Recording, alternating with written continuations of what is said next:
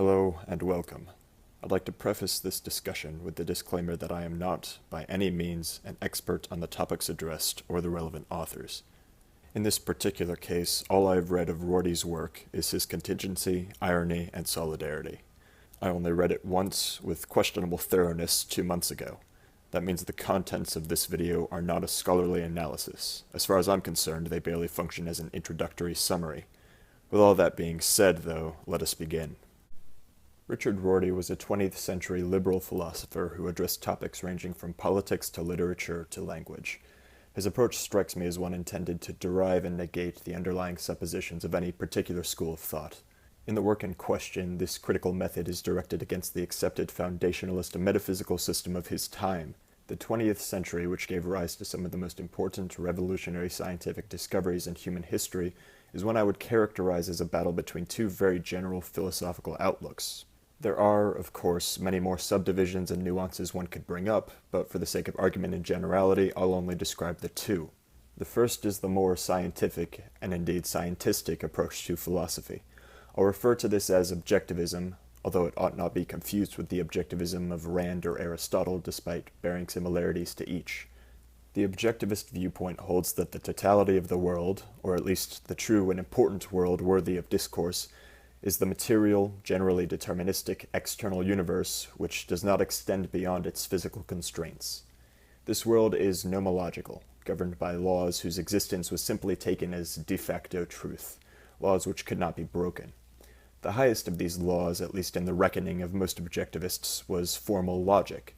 Logic dictated the possible forms and relations of objects in the world. It dictated the way we could classify and understand them. Indeed, if logic was not transcendent as such, the world would be beyond our grasp, and this was clearly not the case, at least in the perspective of the objectivists. There are many variations of the objectivist school, including realists, idealists, formalists, positivists, and many empiricists. These people took and continue to take truth as a matter of fact, objective, independent of thought and language, identical by definition with the world. Science and logic are primary in this system because they give us direct access to truth, and truth is valuable in and of itself due to the reigning post-Enlightenment language game of the time. This will be discussed in later videos, particularly the ones addressing Nietzsche. The antithesis to the objectivist viewpoint is what I will refer to as postmodernism. Postmodernism is an incredibly vast and not at all internally consistent school of thought, ranging from mere poetry to attempts to collapse the very idea of truth itself. When I speak of it, I only mean its incarnation in philosophy. The 20th century served as the second half of a larger postmodernist collapse, as I have taken to calling it, starting around Kant and moving through Hegel and the German idealists, Schopenhauer and his whiny bitch boy attitude, Kierkegaard and the existentialists who followed him, Nietzsche and his side of existentialism, Husserl and the phenomenologists, Heidegger as a mixture of the rest, Derrida, and Rorty. Postmodernists are best, and very generally described as the counterculture in philosophy. They exhibit a denial of trends in ethics, a reworking of epistemology or negation of truth altogether, an individualist approach to life and metaphysics, and a great many more things which would only serve to obfuscate what is already a convoluted video. If they believed in truth, they rarely held it to be self-evident, indubitable, transcendent, or predicated on anything other than human language or culture. Postmodernists did a lot to force philosophers into accountability rather than allowing them to gallivant off in their own hyperactive imaginary world where everything was an entity possessing transcendent essence contained within a set theoretical model of the world one could ascribe to reality if they only had the perfect universal language. On the other hand, postmodernists also did a lot to undermine moral traditions which were more or less responsible for stopping us from putting one another in concentration camps. You win some, you lose some, I guess. But back to the point. Rorty is a man I would put decisively into the postmodernist school of the 20th century. As such, his critiques and ideas were mostly directed against the objectivist suppositions of other philosophers. That brings us, finally, to my overview of his book. Contingency, Irony, and Solidarity attempts an almost dialectical approach to the recent history of philosophy and its current state in Rorty's time. It breaks down commonly held presuppositions, presents a new classification schema for individuals and approaches to ideas, and then attempts, like postmodernists tend to do, to imagine an ideal utopia. The remainder of this video shall be broken up into 3 sections accordingly. First, Rorty's abnegation of old ideas, second, his neologisms, and third, his utopia and my overall feelings about this project. Section 1. The Old Ideal. Rorty opens this book with an attempt to undermine some of the most stable ideas people hold: language, selfhood, and community. I will focus on the first two because they were most hard-hitting for me. To put it bluntly, I didn't read this book to hear about, in his words, the contingency of a liberal community. I just don't give a damn. This part of the book derives its character from the first part of the title, Contingency. He wishes to show that certain parts of the human experience are not transcendent or self-created, but rather blind contingencies of our past and cultures. In the first case, that of language, Rorty addresses language with appeals to Wittgenstein and Davidson. He speaks more of Davidson, but as I am more familiar with Wittgenstein, I'll describe him in more detail. Wittgenstein's history will be explored elsewhere, but his primary thesis in his magnum opus is this: that language does not correlate objectively with the external world, nor does it do so between people. As such, language cannot be defined by any singular, all-inclusive theory, for there are always exceptions and alternate interpretations. He invents the idea of a language game, which is a linguistic system shared and more or less mutually understood between individuals. Language games ascribe meaning to the words and phrases within them via use. Utility, prevalent utility, and understanding are the arbiters of truth, or, more precisely, understanding and practicality within a language game. This, along with ample discussion of Davidson, led to Rorty's conclusion regarding language. Since meaning is use, and use is defined by people, then a language is something we invent for us and only for us to benefit our understanding. This does not render unto language any sort of transcendent truth value. To put it in Rorty's words, the world does not speak, only we do. Truth cannot be out there, cannot exist independently of the human mind, because sentences cannot exist or be out there. These both illustrate a further consequence of Rorty's criticism of language, the loss of truth. Truth is a property of language. Language is contingent and constructed, thus truth is as well. After causing the fall of language, Rorty proceeds on to something people take even more personally, their selfhood. This part of the book exhibits a hypothetical dialogue of ideas between Objectivism and Postmodernism, with Rorty presenting the former and tearing it down with the latter. Ideas of what is sufficient for purpose are presented, then altered and negated entirely to account for the fact that much of what we think comes from those before us, and much of what we do is simply a consequence of circumstance. An important theme presented is the horror of finding oneself to be only a copy or replica. The response to this is the idea of a strong poet, or more generally, an ironist, which will be explored in the next section. That aforementioned horror and the idea of a strong poet come from Howard Bloom. They are discussed through reference to Nietzsche and his perspective of language, truth, and their relation to self. This all constitutes a more literary approach to selfhood, building on the prior chapter. Rorty follows this with psychology. Freud and his purported de-divinization of self. Freud took away our complete free will, our self-will and creation, and replaced it with the idea that everything we were was determined by our mere upbringing. Our actions are shown to be, in some cases, irrational or nonsensical due to the psychological burdens we carry. He shows how different parts of the mind react to this in different ways, leading to personality disorders or other inconsistencies across the human character. To use Rorty's words, Freud helps explain how someone can be both a tender mother and a concentration camp guard.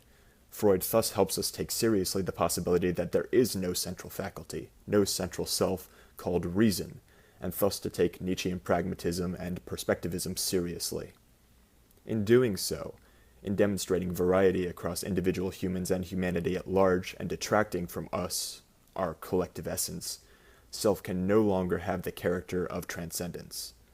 We cannot be rational animals, as Enlightenment thinkers would have us be. We cannot be a fragment of the divine. We cannot be greater than the world. We are at its mercy. Doing this, Rorty says, is to get rid of the last citadel of necessity, the last attempt to see us all as confronting the same imperatives. This fact and its implications are further explicated in the chapter. This line of thinking paved the way, in part, for the pragmatist epistemology and other related ideas. This epistemology holds that there is no one way to describe the world, and indeed holds a similar structure to Wittgenstein's language games, meaning is use. This fact applied in language, self, and truth brings forth an undeniable multiplicity in what was previously thought of as singular and essential. My summary thus far has been quite sporadic and not terribly detailed with respect to the source material. However, it does serve to paint a picture of what Rorty was trying to do, and perhaps suggest that he might have succeeded. One who is not philosophically equipped to retaliate, at least mentally, to Rorty's arguments thus far in the book, will have been hit quite heavily should they have chosen to read it. I believed I was so equipped to handle this book, and I still found his arguments quite influential, and in many ways disheartening. So read at your own risk. Section 2. Neologisms. The bloomy and strong poet was mentioned in the last section, and I'll clarify briefly what that means here with quotes from the text. To fail as a poet is to accept somebody else's description of oneself, to execute a previously prepared program. Something a poet does is recreating all it was into a "thus I willed it." The paradigm of the narrative of the poet is the life of the genius who can say of the relevant portion of the past, "thus I willed it," because she has found a way to describe that past which the past never knew, and thereby found a self to be which her precursors never knew was possible. Poets in this context are not those who merely write poems. Indeed, the definition extends beyond them into philosophers and writers of prose. These individuals recognize their own contingency more than most, the contingency of self and language discussed previously. They are disheartened and anxious on account of this fact, and can only conceive of a purposeful existence if they retake that contingency from the world by describing it, literally or metaphorically, in new ways. This process is one Rorty refers to a lot and is aptly called redescription. One can perform it upon oneself, one's past, and the ideas and languages of others. Redescription, as Rorty argues, is at the heart of every paradigm shift in science and philosophy. If languages adhere to the meaning as use hypothesis, then redescribing language constitutes a new use. Thus, things change, and they do so because one willed it to be so. This leads arguably to Rorty's most important thesis, the discrepancy between ironists and metaphysicians. A metaphysician is fairly easy to characterize given their commonality and simplicity. A metaphysician is, in the author's words, anybody who thinks that there are well-grounded theoretical answers to questions of ethics, truth, law, individual purpose, etc. Algorithms for resolving moral dilemmas of this sort. These people are, simply put, mostly objectivists. They believe in codifying virtue, a categorical imperative. They believe that the world is a set of facts and nothing more. They believe that there are correct values and rationality dictates which ones are correct. They believe in the transcendence of truth, the omnipotence of logic, and the formal theoretical structure of everything in the human experience. The ironist, on the other hand, is the most idealized postmodernist in Rorty's eyes. They are, quote, the sort of person who faces up to the contingency of his or her own most central beliefs and desires, someone sufficiently historicist and nominalist to have abandoned the idea that those central beliefs and desires refer back to something beyond the reach of time and chance, end quote. Ironists are those who wish to turn the past from, as mentioned above, a "thus it was" into a "thus I willed it." Because everything is contingent, there is a multiplicity of truth or no truth at all. The ironist is then at liberty to redescribe absolutely everything in order to make the world more palatable in their eyes. Doing so is usually bent towards the end of formulating a better final vocabulary, another creation of Rorty's. The final vocabulary is the set of words, with redescribed meanings, and metaphors which an ironist utilizes for the ultimate task of purpose, defining themselves. They live in constant fear that their final vocabulary is contingent, boring, washed up, forced upon them by the past. They live every moment listening and challenging others so as to defend their final vocabulary, or acquire a word or two from someone else that they may use to redescribe for themselves. The metaphysician, on the other hand, will insist that there are certain agreed-upon or transcendent meanings for words, and that the ironist cannot simply command language to their will. The ironist, ironically enough, ignores them and does it anyway. Rorty holds that all argument and conversation is actually a battle of final vocabularies. Since there is no actual truth, all that matters is which interlocutor can redescribe better than their opponent, creating a vocabulary and metaphors with more utility and charisma than the other. This doesn't even particularly matter at the end of the day, since ironism is an individual project. Others do not matter in the slightest, beyond their use as a source for new words and metaphors. Metaphysicians argue to win, using their theories and their structures and taking all definitions and meanings as absolute a priori. Rorty claims that they do the exact same thing ironists do, redescribe their opponent's terms until they win. They only hide their redescription behind the veil of adhering to a theoretical structure or school of thought. But what is a school of thought except the decree which dictates the final vocabulary of its adherents?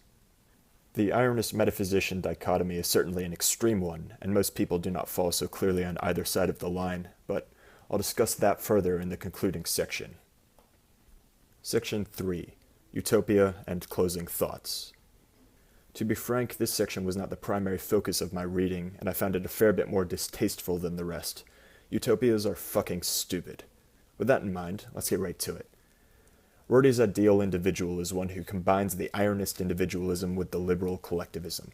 People who are, on their own time, ironists, and in their public life, die-hard liberals. The former, ironism, gives way to the latter, liberalism, for the sake of coherence of society and the propagation of liberal principles, which Rorty unconvincingly defends as viable and self-actualizing. He spends a great deal of these chapters sidestepping the problem that ironists would not so easily buy into the liberal ideal, and they certainly wouldn't be compelled to support the liberal community at the expense of their own individualism. I found all of his defenses of the inconsistency of liberal ironism to be unsatisfactory, to say the least. Then again, ironists don't particularly care for consistency. Only metaphysicians demand consistency. Damn, I've been written off as the bad guy by another liberal buzzword. I guess my objections all fail. My own ironic commentary aside, Rorty basically wants a society where the community is dedicated to negating cruelty wherever possible, and where individuals spend every waking moment anxiously searching for a way to describe themselves that others have not yet done. He presents a number of examples throughout the book of ironists who have done so, naming Derrida as a particular case. He also presents non-liberal ironists and non-ironist liberals and attempts to disprove their objections and perspectives. Furthermore, he gets into a rather interesting discussion about Orwell and the Utopia of 1984. This section is tentatively worth reading for that alone. Keep in mind that this is a brief overview of his Utopia, and I clearly gave much fewer fucks about it than I did about anything else in the book. So, for concluding thoughts. First of all, I find the discrepancy between ironist and metaphysician to be accurate and functional. However, it also fosters an in-group-out-group dichotomy, and this is seen repeatedly throughout the book as Rorty writes off his hypothetical opponents or past philosophers as metaphysicians. He defined being a metaphysician in such a way that it is sufficient to dismiss them and what they have to say. The lack of objective truth and the contingency of language mean that they can never be considered worthwhile, held back as they are by their theories. I, for one, believe theories to have utility and the idea of objectivism to be parochially useful.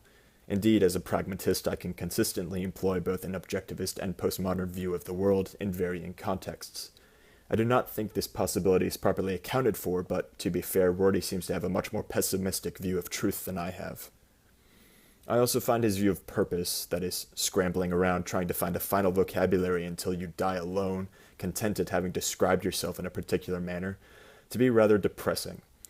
I also think it relies a bit too much on chance, on finding the right words to satiate your lust for self-creation, than placing language as the ultimate arbiter of the actualization of purpose. I find his Utopia horrifying, devoid of consistency with only a vague hope of order somehow holding back the combined ironism of 7 billion people towards some common end of liberalism. Liberalism defined incredibly weakly as against cruelty. That view of liberalism strikes me as a whining child, angry that the world isn't fair and that pain hurts. I don't see it as sufficient predication for a society. Lastly, for criticisms, I find the implications of his view of truth highly disturbing. His view that it absolutely does not exist or is inconsequential, something to be played with and redescribed, is quite compelling and damaging to someone with strong metaphysician leanings like myself.